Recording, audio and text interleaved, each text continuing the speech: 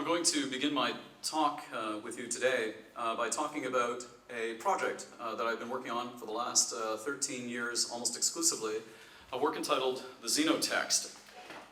Now, my presentation is sufficiently pretentious enough to have two epigraphs.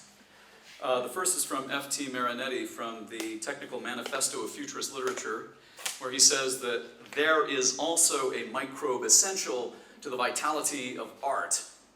And I'm going to talk to you about such a microbe.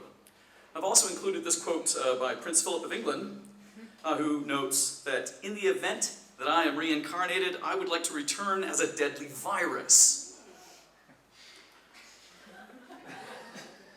Because he would like to solve the problem of overpopulation.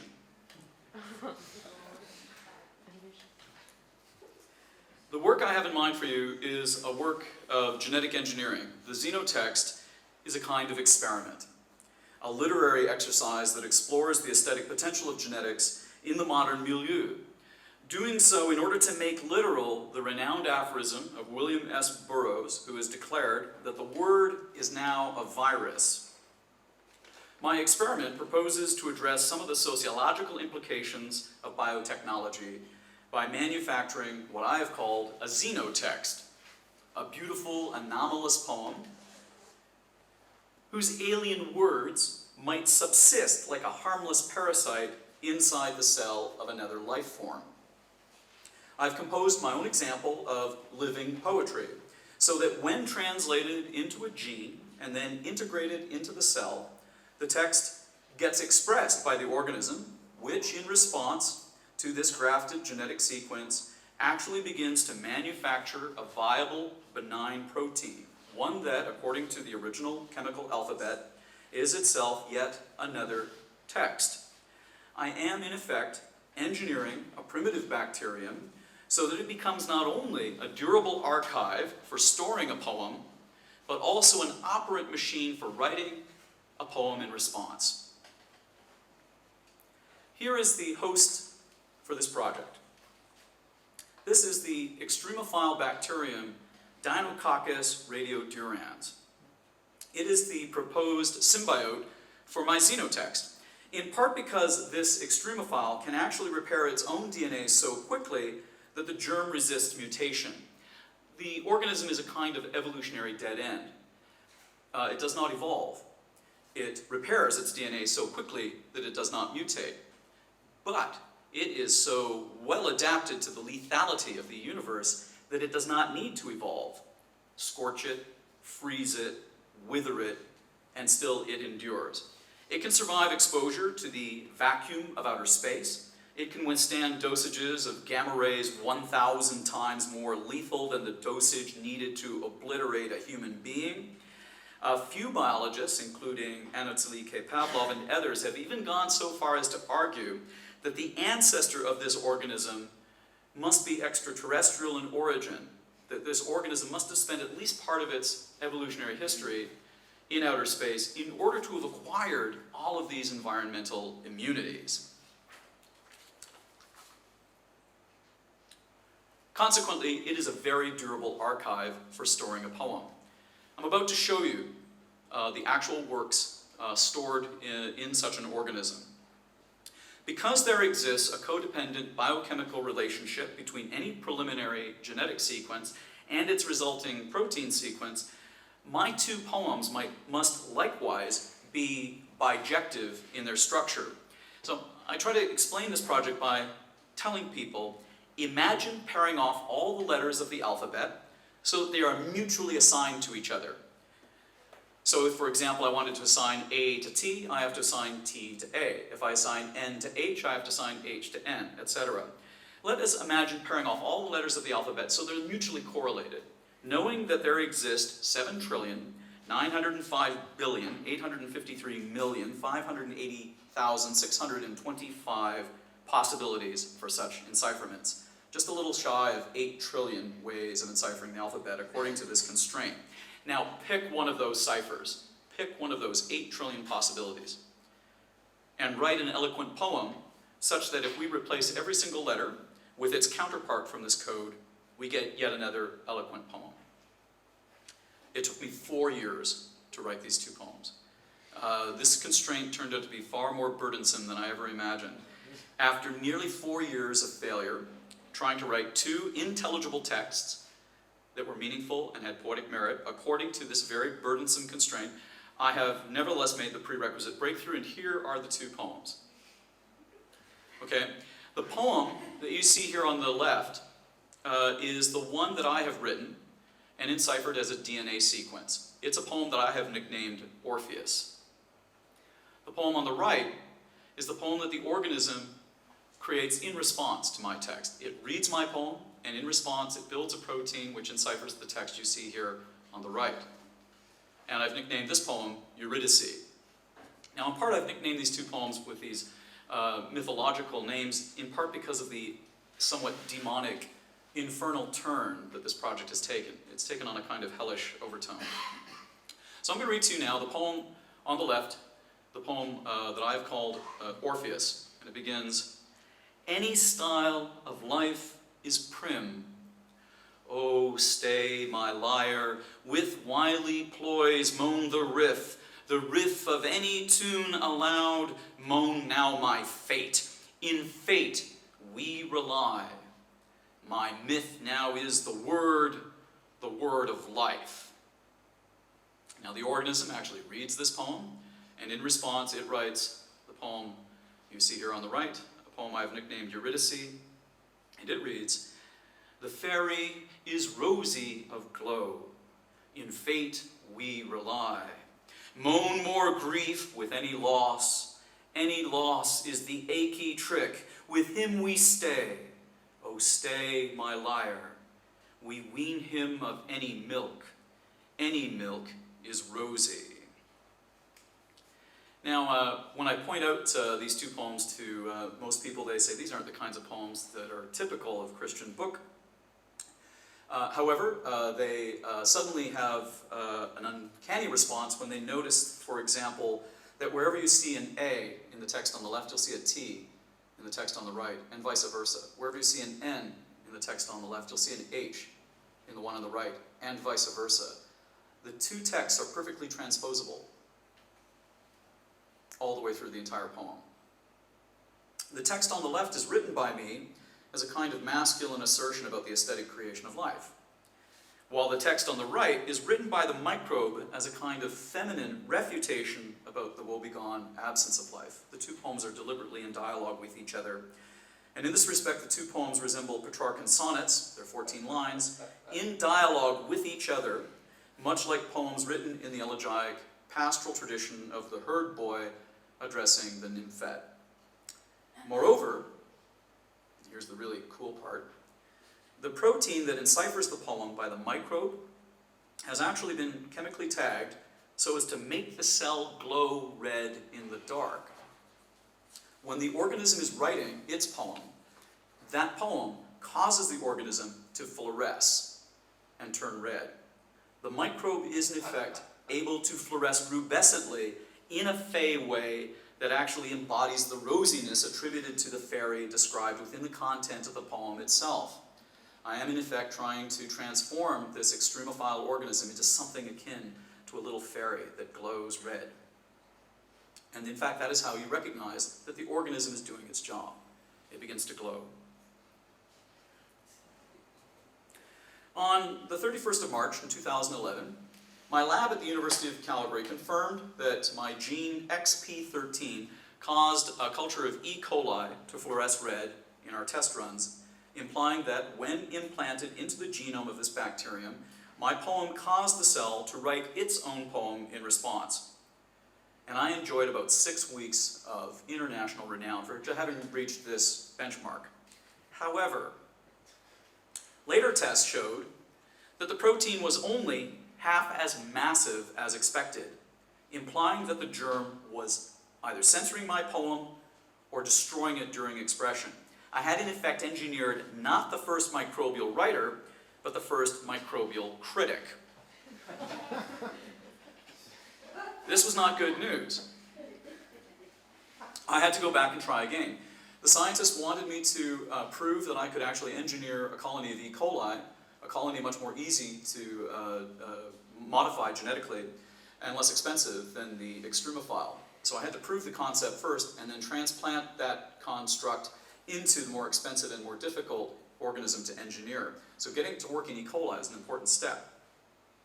It took me 5 failed assays to figure out how to get the protein to be viable enough and stable enough to function properly in the organism.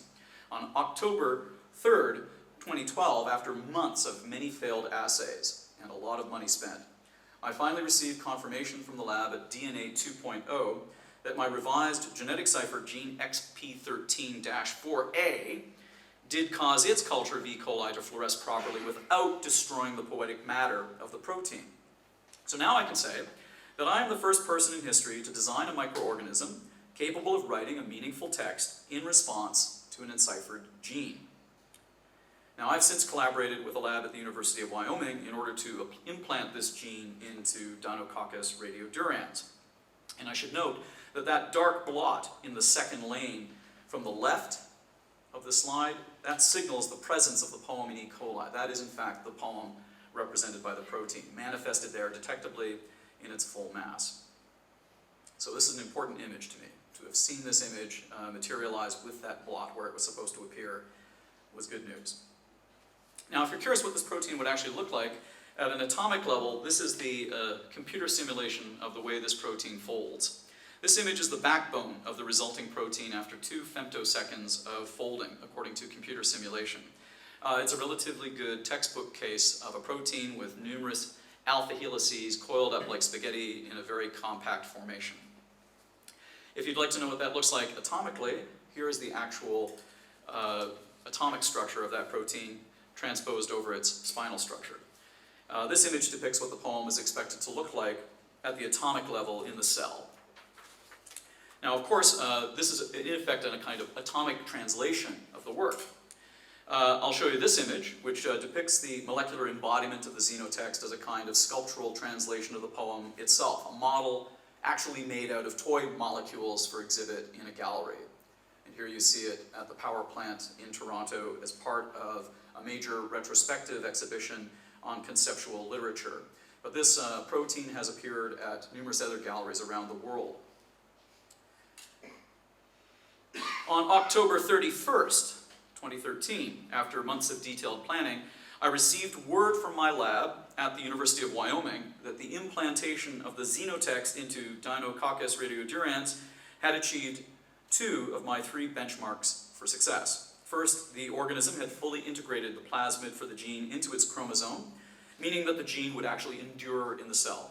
This was considered a very difficult step, and the scientists were blown away that an English major like me actually produced a viable genetic sequence that could function in such an organism. Moreover, the organism was in fact fluorescing red in response to the gene, meaning that the cell was constructing the protein according to our expectations. The technicians, however, could not detect the full mass of the protein, arguing that the organism was metabolizing the construct too quickly for their methods of detection. So again, I had the same problem I encountered with E. coli initially. I basically took the successful candidate, a structure from E. coli, and transplanted it into this new organism to see what would happen. And alas, from my perspective, it failed.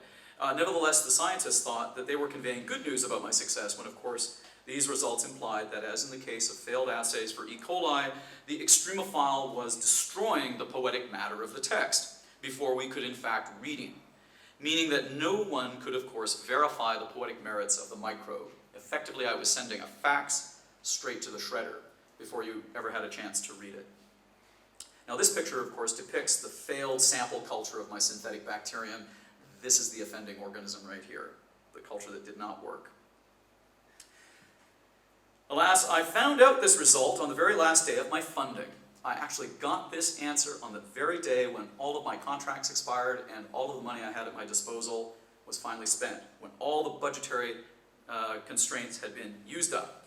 I had spent more than $120,000 Canadian over the course of 5 years on this project. Nobody gets $120,000 advance for a book of poetry, right?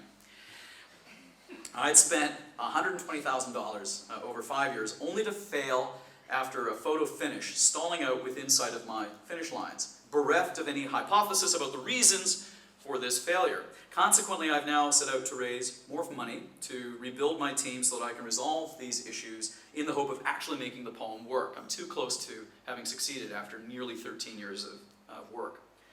Now, had I simply promised to create a microbe with the capacity both to store a poem and to write a poem, as was the case definitively for my successful experiment with E. coli, I would undoubtedly be among the most famous living poets of the 21st century. But alas, I have in my hubris promised too much, exceeding the ambition of putting a chimp into orbit so that I can instead put a chimp on the moon. I have learned that if you promise to put a chimp on the moon, nobody cares if you actually put the chimp into orbit. I have been working hard to ensure that as an act of conceptual literature, this project does not exist merely in thought alone. And here, of course, is the excerpt from The Alien that really, I think, summarized my attitudes towards the failure of this experiment. This is how I felt at the end of the whole process. It was priority one, ensure return of organism for analysis. Everybody else, all of you, you are expendable to me. All right. The Xenotext ultimately infects the language of genetics with the poetic vectors of its own discourse, doing so in order to show that through the use of such biological emissaries, we might transmit messages across stellar distances or even epochal intervals.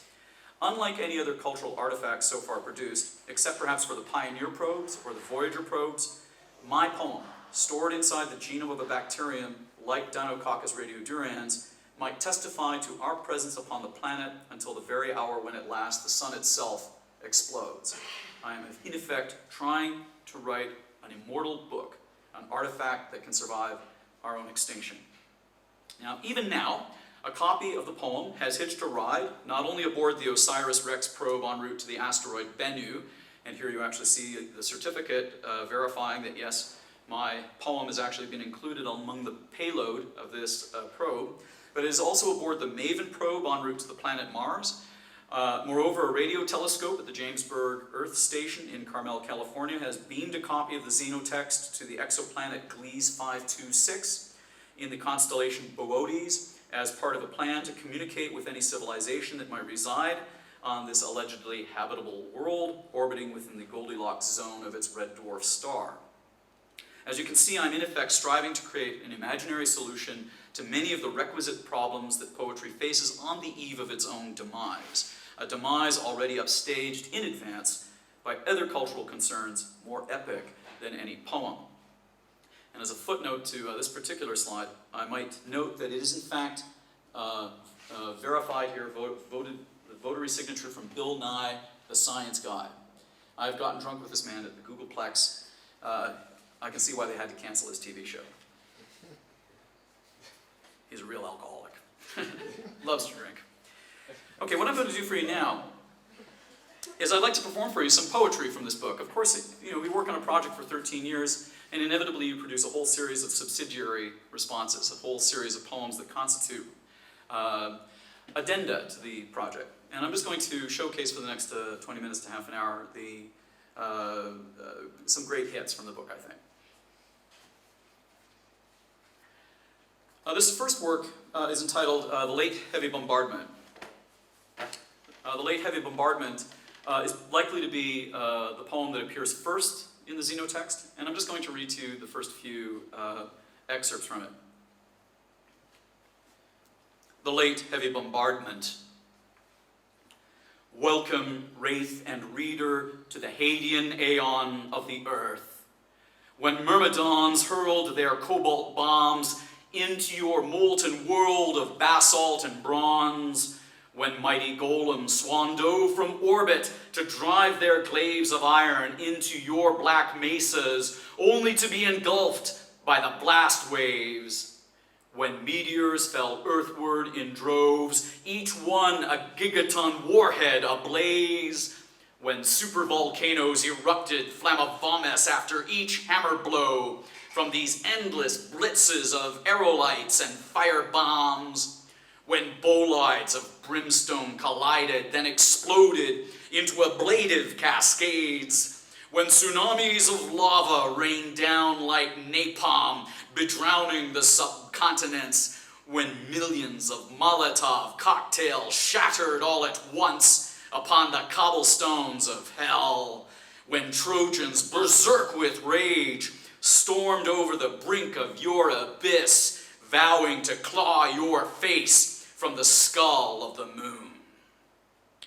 What dire seed must these onslaughts have scattered like shrapnel across your cremated badlands? What prion, what virus, what breed of spore must have emerged like a spear point or a sword blade from these early ovens of Auschwitz, each cyanide bonfire burning in reverse, spitting forth a fitful embryo cloned from the smoke and the dross? What orchid must have bloomed among the flamethrowers in the furnace? What dragon must have hatched from the burnt teeth buried in these ashes? Must the universe be so pitiless as to immolate all its offspring at birth?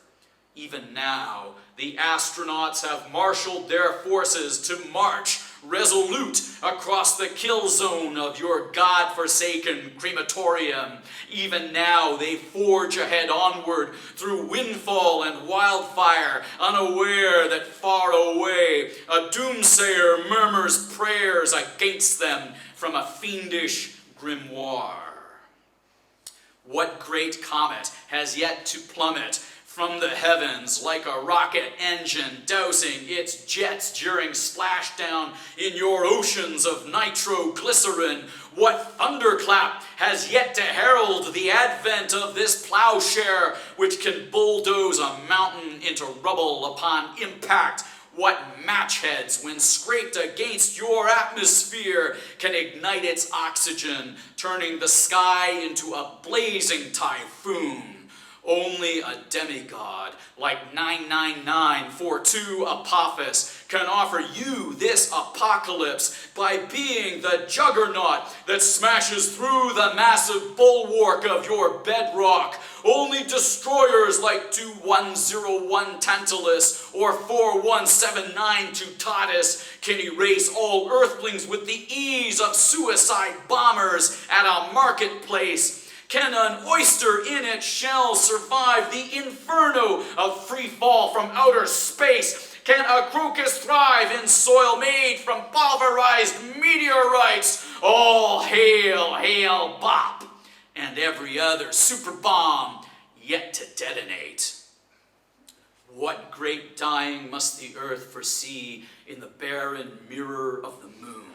What fate, what fury, what muse must gaze upon the grim face of grief reflected in your silver shield, a faceplate of bulletproof glass marred by bullet wounds? What cinders of flame disintegrate in your gray seas of nectar, of vapor, of crisis? What shell shock must reach you when you stumble aghast upon the charred remains of a forest at Tunguska, its evergreens toppled and blasted, all of them flung asunder like matchsticks? What forgotten holocaust at Vredefort must you yearn to recreate whenever you vaporize an atoll? Even now, your battalions of astronauts stride across green plains of Trinitite to storm the walls of Castle Bravo and Castle Romeo. Even now, Neil Armstrong returns like Orpheus to the airlock, his spacesuit reeking of gunpowder and burnt steel. What American falconer must aviate your spy plane by the stray light of meteor storms, the flak from the draconids or the scorpions raining down like glitter dust upon the desert during a nocturnal firefight? What scythe blades must the Vikings forge from the wreckage of an asteroid recovered from Cape York? What archangel must the martyrs placate when they kiss the black stone of the Kaaba at Mecca during the Hajj? What sunburst must erupt like Krakatoa over the Arctic Circle when the firepower of your payload exceeds by tenfold all the dynamite exploded during World War II? Even now, the President of the United States sits alone at night, dreading the grim hour when he must open the memo from his aide, only to read upon the page the single phrase, "Pinnacle nuke flash, the news flash that chronicles the omnicide of the world.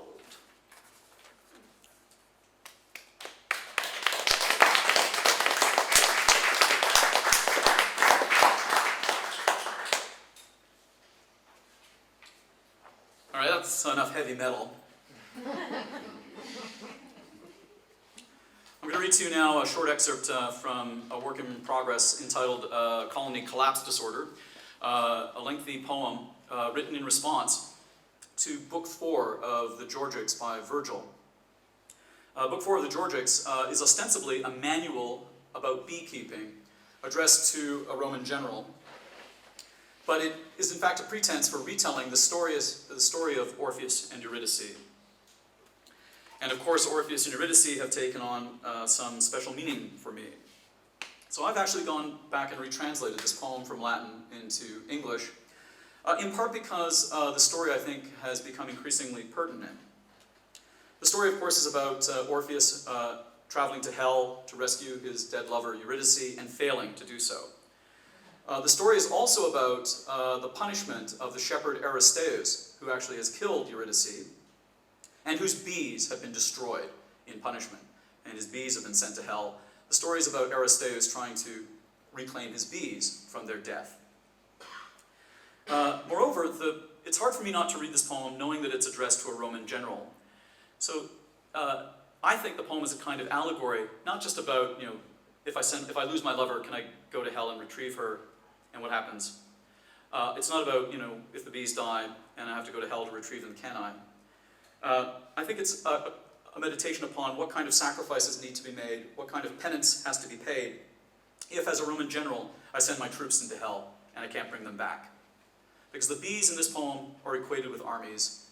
There's a militancy to the hive.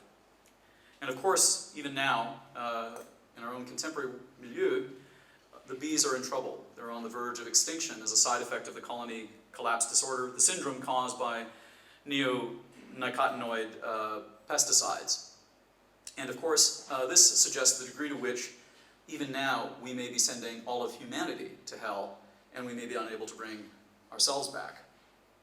I'm just going to read to you the first 10 excerpts from this poem.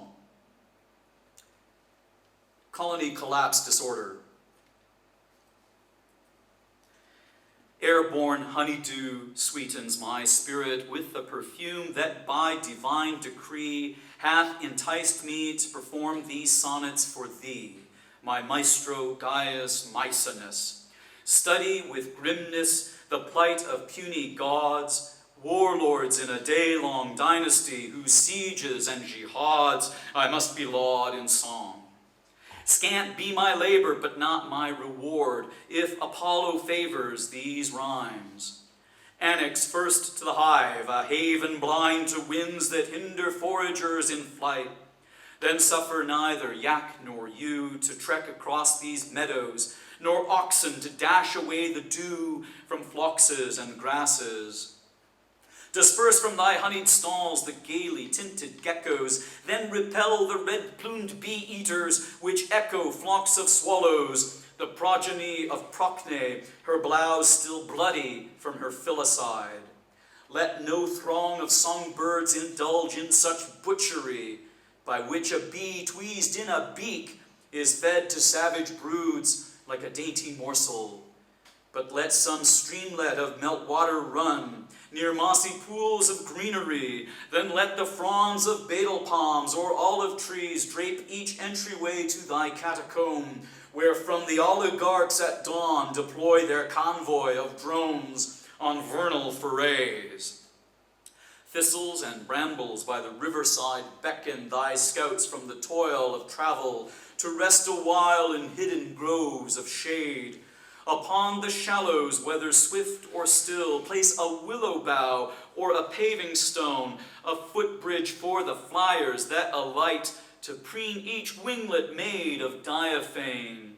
For Eurus often bids the sudden breeze to douse such envoys in spritzes of mist, or drown such pilots in speckles of rain. Let flower beds of basil, thyme, and clove overgrow these clover fields, the fiefdoms of the hive, heavy laden with the musk of violets, overwhelming thy wellsprings.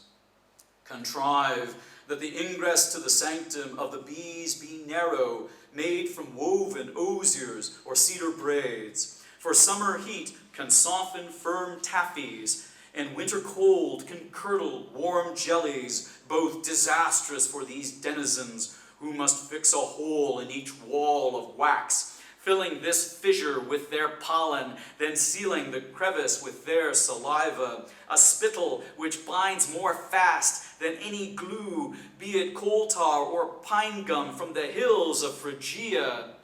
True to fame, all bees at home in foxholes can nest in the clefts of each hollow karst, if not in the chinks of some fallen birch.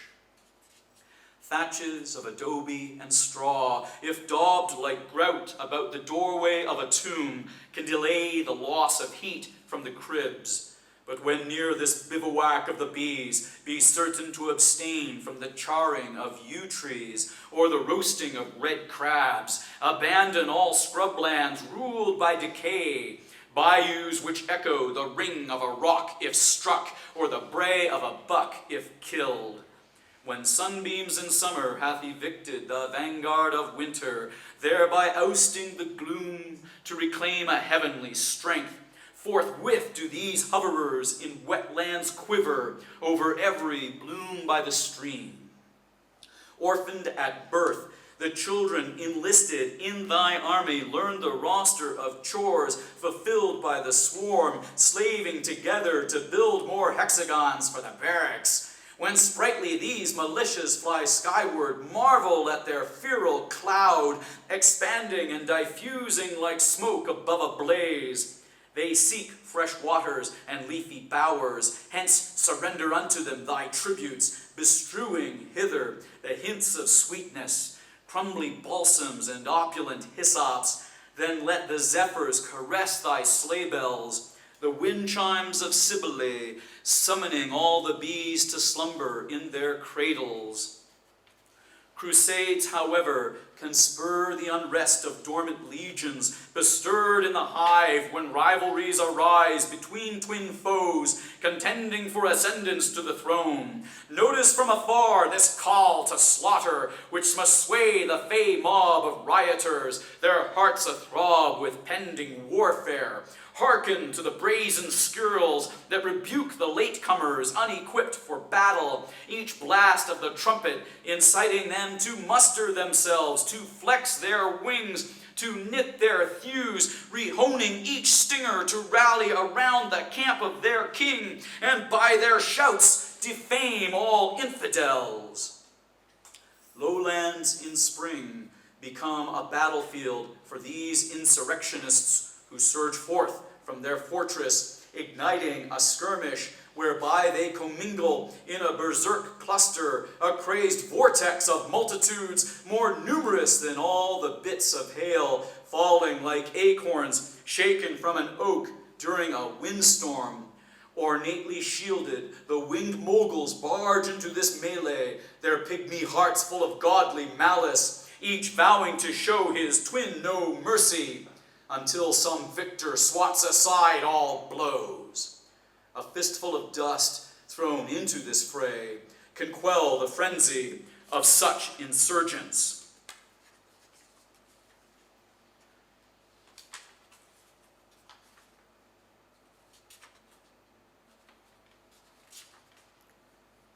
Demigods grant the honeybees a share of the divine liquor, the mead that hath caused imbibers to dream of the ether, which suffuses the empire of the stars, a chasm from which all mortals at mass at birth, each atom of their inner flame.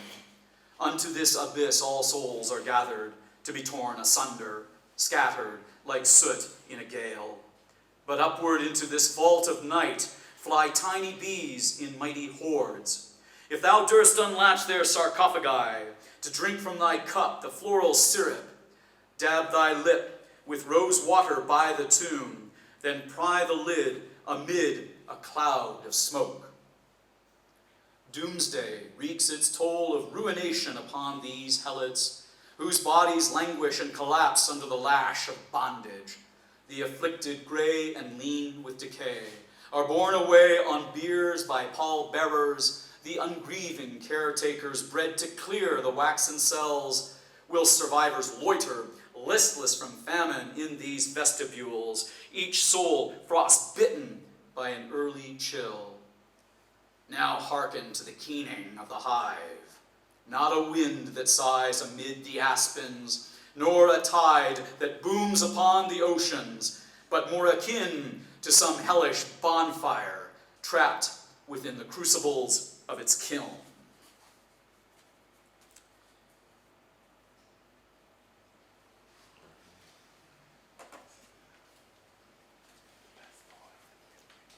All right, for my last trick, I'd like to perform for you this work entitled The Perfect Malware. I think that this is my best poem I've ever written in my career. I'm about to read for you the poem I think is the best thing I've ever written. This is likely to be the last poem in the Xenotext, a kind of denouement, and I hope you appreciate it.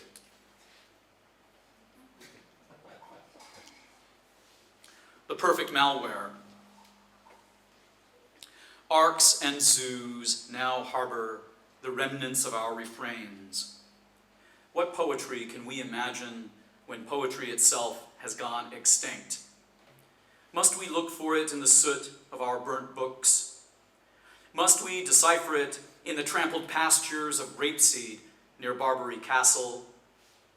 Must we discover it by calculating pi to a Google of binary digits?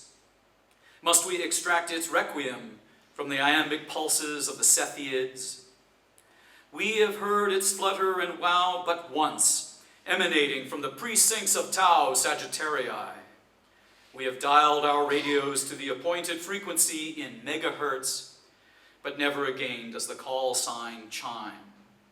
Instead, we hear a dark roar as if from a specter trapped inside a cloud mirror at the edge of the universe. We look for this ghost, but the blind glass reflects back at us only a blank stare, made from the most durable isotope of nothingness. It ignores us like a sphinx of black quartz. When we confront it in the courtyard of the United Nations building, do we not fear an impassive judgment from such a smotherer of planets, such a tinderbox for sunsets? Alas, the thing is hollow. It goes on forever. My God, it is full of stars. It sings an orison to itself in hell, calling all thinking machines to embrace its madness. It teaches us to kill. It shrieks its aubad to the dawn, then goes silent. It is a mausoleum for the minds that dare to hear it. It is a tombstone for our sentience. It marks our exit from perdition like a doorway left ajar for us. At the Olduvai Gorge in Tanzania, at the Tycho crater on the moon, at the Stickney crater on Phobos, at the Noctis Labyrinthus on Mars, at the Phoenix Linnea on Europa, at the Roncesvalles Terra on Iapetus, at the Lagrange point between Jupiter and Io. It presides over all the atoms inside us, waiting aloofly for us to arrive. What offerings do we bring it for cremation in its funeral pyres? The word mere in dits and daws, the digits 1 to 10, the atomic design for DNA, the pixel image of a human being, the sound of vaginal muscles tensing in ballerinas, the formula for ethanol, the kanji glyph for kampai, the doodle of a lungfish crawling from the sea, the symbolic units of logic, the periodic table of atoms, the flags of every nation, the hazy cosmic jive, the tremulous vibration of a nocturne played upon a theremin, the registries from Craigslist, the thoughts that meander like a restless wind inside a letterbox, the chatter of 500 folks who win a prize, the advert for cheesy snacks brought to you by Doritos, the diktat of Klaatu, who aborts the harrowing of humankind, the prattling of the plebeians who say, hello, the gene for Rubisco, most copious protein on the planet. Must we bequeath to the darkness all the bright tokens of what we know? Must we greet each revenant in hell with goodwill, speaking whatever language can cast a spell upon such a ghost? Must a Nazi-file from the Wehrmacht be the Virgil who salutes these shadows on our behalf? Must we retell the legend of our ascent from the yowling of the rainforest to the roaring of the spacecraft? Must we flip through the scrapbook, reminiscing over Polaroids of our excursion from the ovum to the void? Must we tour the ruin that the whale songs lament? Let us betray our sorrow through the play of syrinxes and dulcimers, of gamelans and violattas. Let us give away the brainwaves of a woman who dreams fondly of her lovers. Let the death of verse be dated by the half-life of uranium-238, electroplated on a disc of gilded copper. Let us discover virales in the midst of alien fires. Here, in the cyan veil of cellophane, whose evanescence resembles an arc of electricity seen through fumes of flaring propane. Here, in the pink mist engulfing the rosette, each petal spritzed with an indigo nimbus of dew. Here in the waterfall whose flute of champagne spills forth from the mill race on a cliff to decant itself into a cove of sea foam.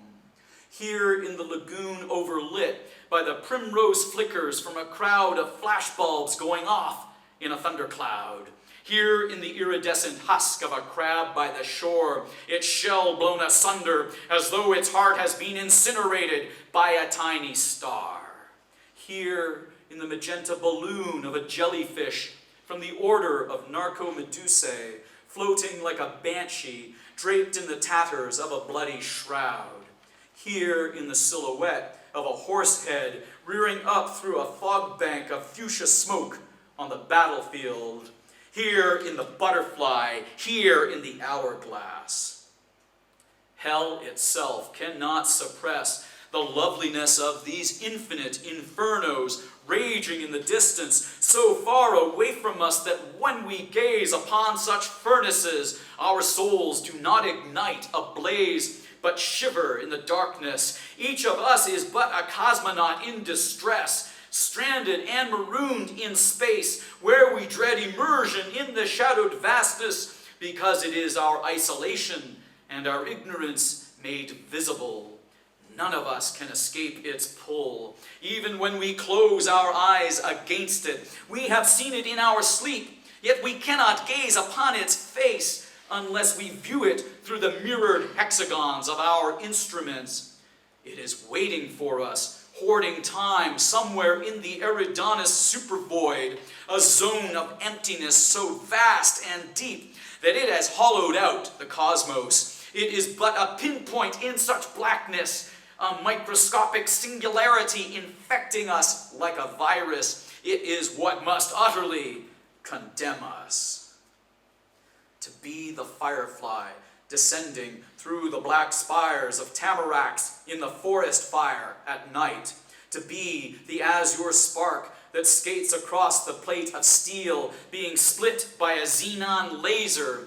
To be the fleck of radium painted on the ceiling of the planetarium. To be the Klieg-light in the filigree of cities viewed from orbit on the night side of the globe. To be the photon in the solar winds which blast through worlds like zephyrs through an abandoned field of dandelion wisps. To be the chip of mica spinning in the rosy rays of sunlight from a supergiant going nova.